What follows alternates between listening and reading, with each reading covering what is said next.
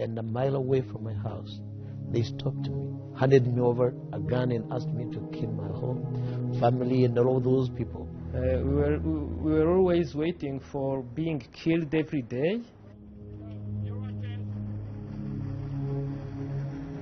I realized personally that the international community was not going to intervene. La vie était très dure, c'est vrai, parce que, bon, pour nous, on s'était séparés de nos familles.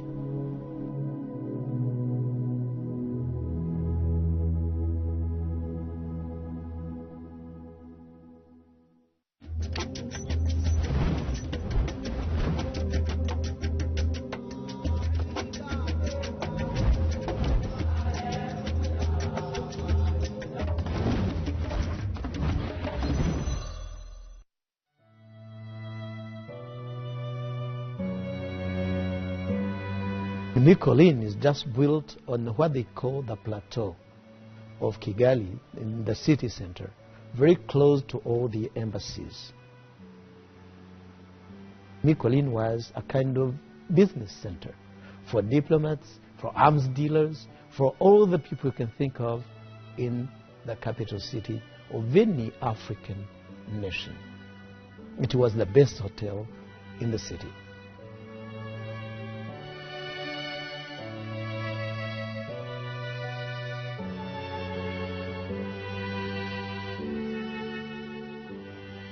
In the spring of 1994, the Hotel Mille Collines, which Paul Rusesabagina came to manage, became an island of refuge in a sea of fire.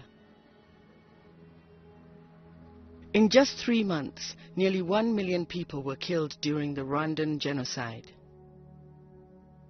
The roots of the violence were decades old. Like many African nations, Rwanda has tribes with specific identities. Belgian colonial rule made clear an ethnic divide between the Tutsis, who were the minority, and the Hutus, who were the majority in Rwanda. The Belgians favored the Tutsis, stereotypically taller and slimmer, over the shorter and darker Hutus. Rwandans were required to carry identity cards indicating their ethnicity, a practice that continued after independence in 1959. Rwanda's first president, Gregoire Kayibanda, an ethnic Hutu, led the Hutu emancipation movement to upend the Belgian-imposed power hierarchy. On the eve of independence in 1962, Hutu extremists killed tens of thousands of Tutsis, forcing nearly 150,000 more to flee to neighboring countries, mainly Burundi, Uganda, Zaire, and Tanzania. In the Ugandan bush, exiled Rwandan Tutsis began to form a rebel army. Over 4 decades later, on the evening of April 6, 1994, a plane carrying Rwandan President Juvenal Habyarimana and Burundi President Cyprien Ntaryamira was shot down over Kigali. The assassinations triggered what would become one of the bloodiest events in modern history. Rusesabagina remembers the day after the plane crash, when the world as he knew it began to unravel. Very early in the morning, my son Roger went out to see a son of a neighbor who was a good friend of him. And he was 14 years old. He was not that baby. So when he arrived at the place, he noticed that his friend, just next door, he noticed that his friend had just been slaughtered with his 6 sisters, the mother, and 2 neighbors, and all of those 9 dead bodies, with some of them still moving. So that boy came running, went to his room, and then went to hide. I went out to see what was going on. I noticed that many of my neighbors, all of these people we take as gentlemen, all of these people we take as bosses, CEOs of companies, in ties, sitting behind in cars with the drivers. So I saw them in militia uniforms, in military uniforms. And I remember telling them, listen, you guys, it appears as if I'm the only person who did not know what was going on. Hutu militia known as the Interahamwe began rounding up and killing Tutsis, urging Hutus around Rwanda to do the same.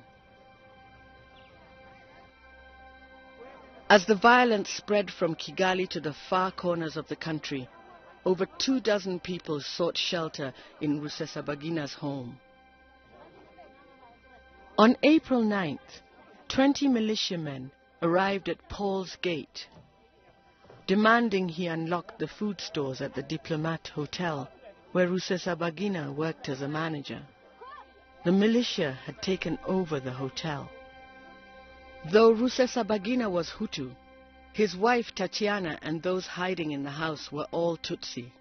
They ordered Rusesabagina's family and their 26 guests to travel with him to the Diplomat. And a mile away from my house, they stopped me. He hadn't reached the hotel yet. After the carnage he had seen in his neighborhood, Rusesabagina feared the worst. Handed me over a gun and asked me to kill my whole family and all those people. I learned how actually to deal with the devil. At a given time, I opened my mouth, started negotiating, telling him that, listen, I do understand you. You guys are hungry. You guys are threatened. You guys are tired. You guys are stressed by this war. But we can find a different solution. Not kill these people. Myself, I do not know how to use guns. And I was very sincere. I did not know. But then, that was not the solution. And they listened to me. They listened to me because we started negotiating. After 2 long hours, we came up with an agreement. And the agreement was to drive us to the hotel and me give them money. So this taught me one of the most important lessons of my life, because from that day onwards, I kept on negotiating. Rusesabagina paid off the militia with money he recovered from the Diplomat. Because they now occupied the hotel, he took his family and the others to the Mille Collines, a nearby hotel owned by the same Belgian company, Sabena Hotels. Over 1,000 Rwandans had already sought refuge at the Mille Collines. Alexis Buningoma ran the restaurant at the hotel. Lui, il est venu comme les diplomates, il était directeur. Quand il est venu au Mille Collines, il n'y avait pas de directeur et il s'est fait directeur des Mille Collines. C'était la même chaîne des hôtels belges. Quand il est venu, il s'est fait directeur et il a mis ses conditions. Trying to maintain some degree of normalcy, Rusesabagina asked his staff to print invoices and collect payments from those who were able to pay. He expected help would come soon from the international community. When we saw the 10 Belgian soldiers killed, and that morning of April 7th, the Belgian government decided to pull out from the peacekeeping force, and followed by the United States, the United Kingdom, backing them in the Security Council, making a decision to withdraw, to abandon our nation. It was so clear that no one was going to come back. I realized personally, that the international community was not going to intervene. To keep the killers at bay, Rusesabagina bribed Interahamwe leaders with money and alcohol from the hotel bar. I remember some of them coming, whispering and saying, "Here, do people speak? Do they talk?" Where we were hiding, we could not talk. We were so silent. But in the Mikolin, life went on. Still, people lived in fear. The life. Pasa Mwenenganusie was another employee of the mill Colleen. We were always waiting for being killed every day, trying to survive by the water, the food which was still in the store. People who had no room was staying in the hall, in the corridors, and in the rooms. People were staying as maybe 10 in a room, 5, 15, cooking from there. So you see, it was just a refugee camp. La vie était très dure, c'est vrai. Parce que, bon, pour nous, on s'était séparés de nos familles. Et des fois, il n'y avait pas de téléphone pour demander est-ce que, comment, c'est ce matin, est-ce que vous vivez encore ou pas. On May 2nd, nearly a month after refugees began to arrive at the mill Colleen, the United Nations sent Rusesabagina a list of refugees to be evacuated from the hotel. For some, help had finally come. Rusesabagina and his family were the first names on the list. That day, many Mikolin refugees came to me and told me that, listen, we know that you are leaving. And yet, so far you have been the only person who has been negotiating, talking to these people so that they don't kill us. Are you really leaving? But many of them insisted and told me that, listen, if you are leaving, please tell us so that we can go to the roof of the hotel and jump. Our main concern was not to die, but how to die.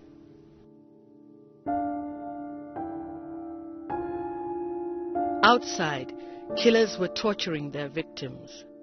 What would he do? Save his Tutsi wife and her relatives by taking them to safety? Or risk his family to stay and try to help the 1,000+ refugees? He chose a compromise. Paul decided to stay behind while his family was evacuated. I remember in the evening, around 5 p.m., escorting my wife and my children, taking them to the UN trucks, because we were taken by trucks. So without any hope to see them anymore, without any hope whether they were going to survive or not, there is nothing as heartbreaking as seeing your beloved ones and saying that maybe this is the right time, the last time I see these people. While he couldn't see a way out of Rwanda for himself, at least his wife would be okay with the United Nations trucks, no matter what would happen to him. Until the news came. The convoy had been ambushed by the militia. By the time my wife came back, she was completely laying down in other people's blood mixed with hers, unable even to move. I picked her up, took her to the room. She went, and she stayed for many weeks, unable even to turn into the bed. Outside, a battle raged between government forces and the Rwandan Patriotic Front, or RPF, a Tutsi militia born in exile in Uganda under the leadership of General Paul Kagame. We didn't know many things about what was happening outside. We were just seeing that on TV, from Euronews and other news from outside, knowing that RPF have now the airport, but it was too far, the airport. saying that they come there and save us. We're just thinking before they arrive, we will be killed. On June 18th, RPF leaders who were holding thousands of government prisoners hostage at a stadium across town proposed a refugee exchange with the Hutu power. It appeared that the ordeal at the Mille Collines might finally end if the safety of the refugees could be guaranteed. After the attack on the previous convoy that carried Paul's wife, it still seemed risky, but they could not hold out in the hotel forever. A deal was struck, and a UN convoy evacuated all of the refugees at the Mille Collines 76 days after they first arrived. By mid-July, the primarily Tutsi RPF took control from the genocidal government, and 3 months of apocalyptic violence came to an end. In a small nation like Rwanda, which had 7 million people, an average of 10,000 people were being killed every day. At the end of 3 months, between April 6 and July 4th, 1994, between 800,000 and 1 million people were killed. 1,268 people helped by me, by my hotel, to survive, meant, if you compare for the whole period of the genocide, if you compare with how many people were being killed every day, my hotel saved about 4 hours of life.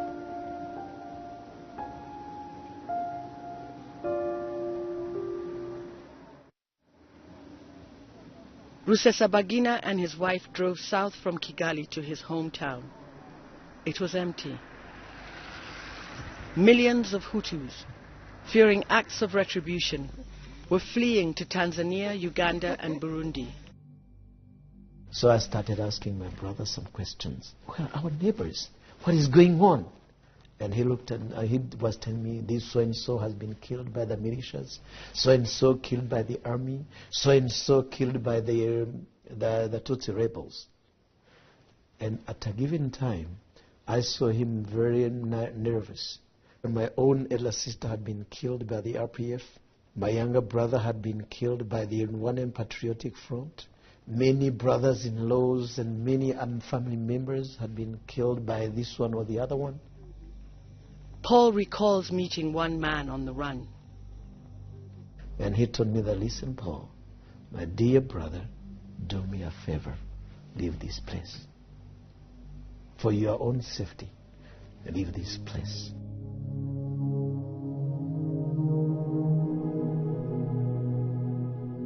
It became clear to Rusesabagina that lives had been lost on both sides.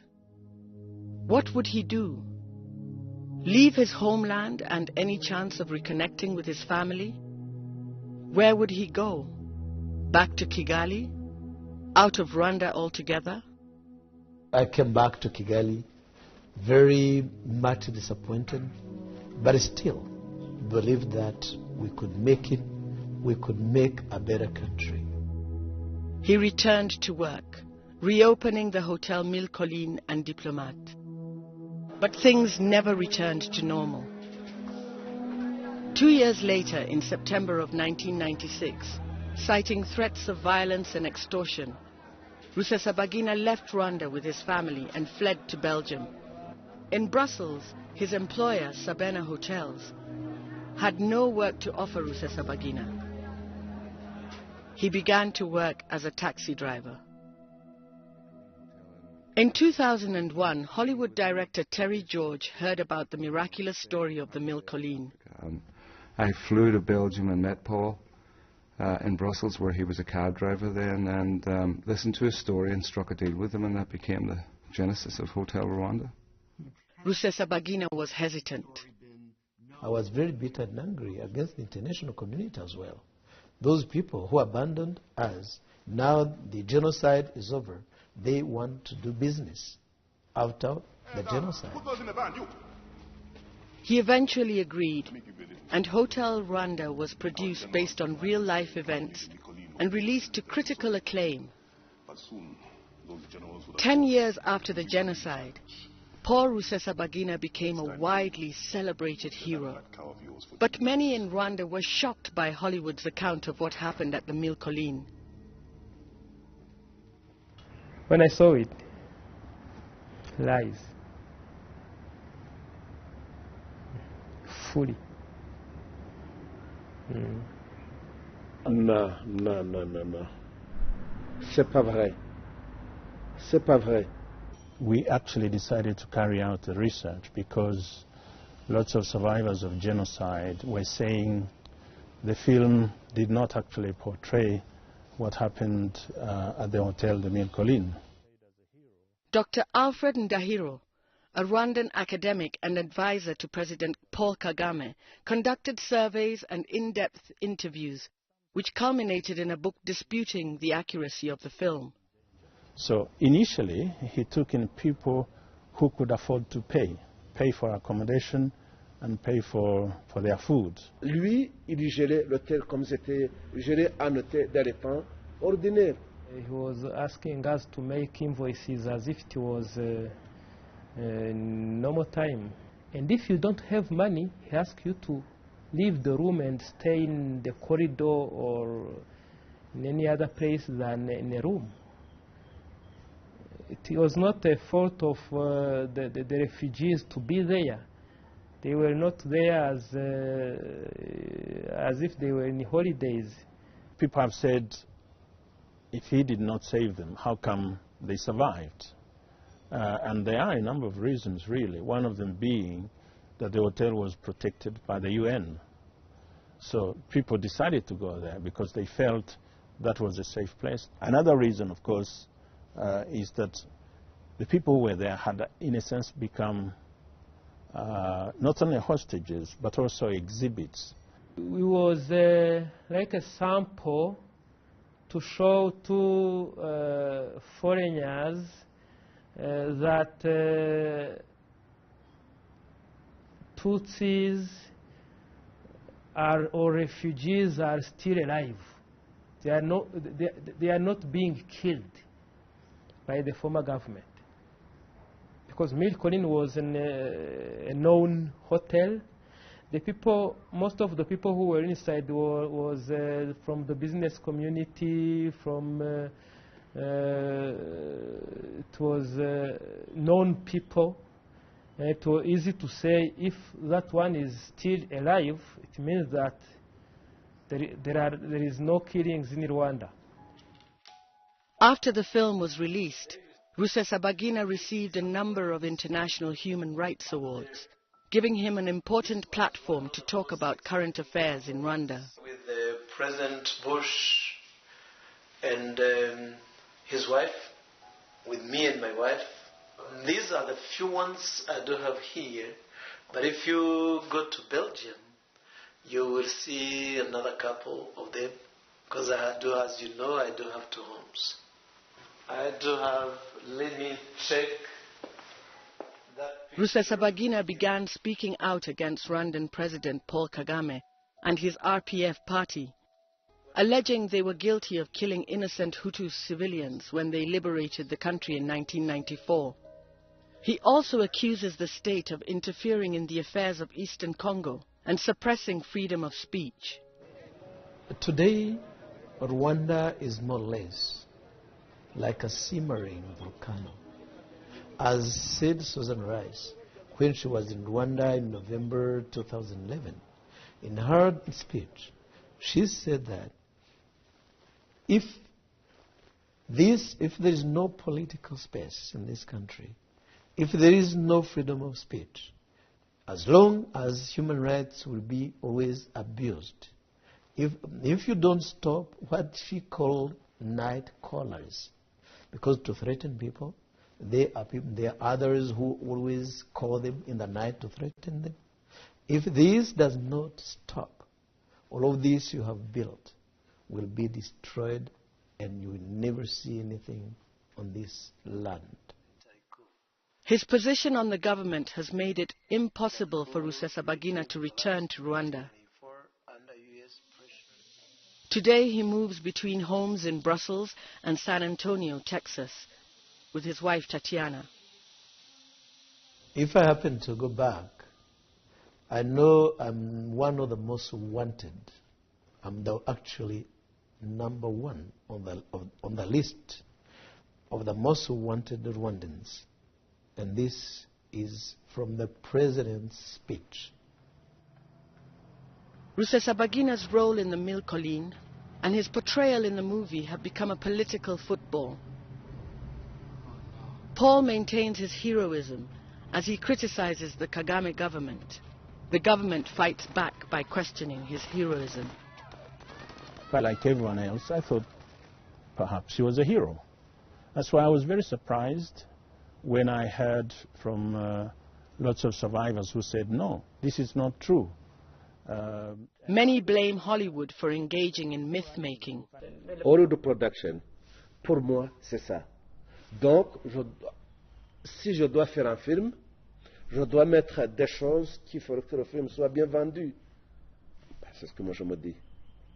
Alors là, ils ont mis beaucoup de choses qui n'étaient pas vraies, peut-être pour faire vendre le film, peut-être pour faire... c'est la vraie production hollywoodienne. Pas vraiment un documentaire, une vraie réalité, 100%. Il n'y a que peut-être 10% de réalité, de vrai. La seule chose peut-être c'est qu'il était au Mille Collines. Et qu'au Mille Collines, des gens ont survécu. At that time, no one was interested in knowing who saved who.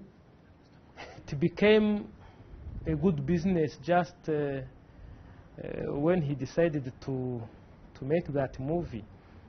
When, I don't know if we had that thinking before, or he met some movie makers after, and he said maybe there is an opportunity there. But when you survive a genocide, you don't have time to say, oh, I will say that it's me who helped the who to survive. You survived, that's all. You thank God.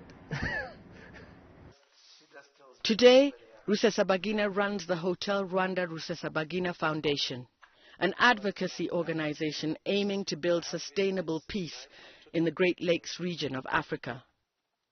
He hopes to return to Rwanda someday soon. My dream is always to go back home to Rwanda. Rwanda is my home. Whenever I'm outside the country, I always feel in exile. I'm not always feel as a refugee. Paul, like so many others, can't completely shake off the Rwandan genocide. Hutus and Tutsis still remain hostile, separated by decades of conflict, current politics, and bad memories of 3 horrible months in 1994. 800,000 Rwandans wouldn't live to argue over who was a hero and who was a villain. More than 6 million Rwandans did survive, over 1,000 laying low at the Mille Collines. And to this day, most of those 6 million are just glad that they lived to see another day.